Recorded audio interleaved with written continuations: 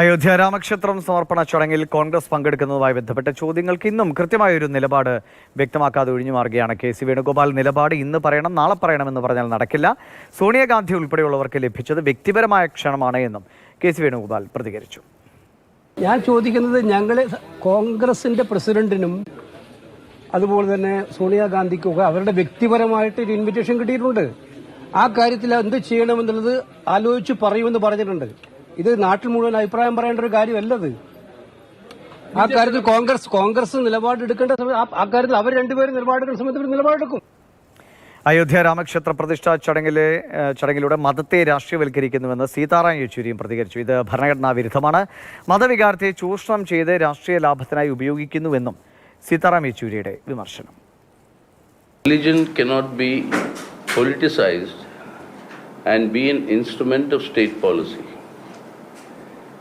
The state in India, the constitution is very clear, does not either profess or patronize any religion.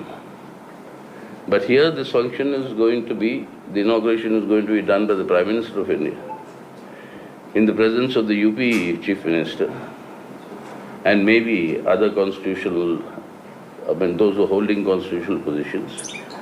We think this is the gross misuse of the religious sentiments of the people for their political purposes. This is the open politicization of religion, which is not in consonance with the Constitution of India or the Supreme Court rulings. So we are very clear about it. So I very courteously regretted that I would not be able to accept the invitation. സമാനമായ പ്രതികരണം തന്നെയാണ് EP. ജയരാജനിൽ നിന്നും ഉണ്ടായത്. ഈ രാഷ്ട്രീയവൽക്കരണം തിരിച്ചറിയാൻ മതേതര പാർട്ടികൾക്ക് കഴിയണം.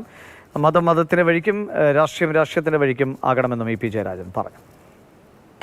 ബി.ജെ.പി. അധികാരത്തിൽ വന്നത് മുതൽ അവർ നടപ്പിലാക്കിക്കൊണ്ടിരിക്കുന്ന ഓരോ നയമെടുത്ത് നോക്കിയാലും ഈ വർഗീയ വിദ്വേഷം സൃഷ്ടിക്കാനുള്ളതാണ്, ഏത് ബില്ലായാലും.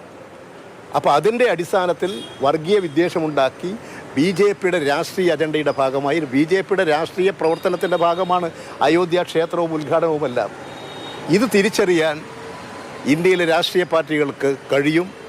മതനിരപേക്ഷ പാർട്ടികൾ ഈ കാര്യങ്ങളെല്ലാം മനസ്സിലാക്കും. ജനാധിപത്യ ശക്തികൾ ഇത് മനസ്സിലാക്കും.